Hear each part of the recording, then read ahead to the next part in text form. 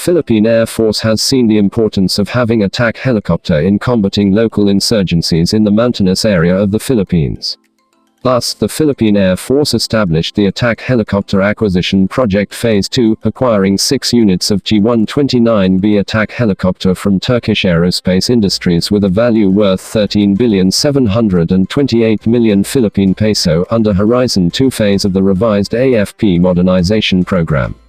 This time the Philippine Air Force intended to purchase another batch of T-129B ATAK helicopter to beef up its newly established attack helicopter squadron.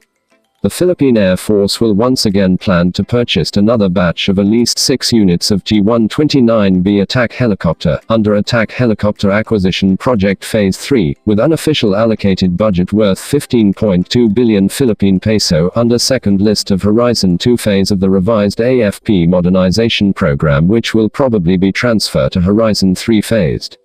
This acquisition might end up in acquiring up to 18 units of T-129B ATAK helicopter, depending on the availability of funds and political will from the leadership of the Defense Department.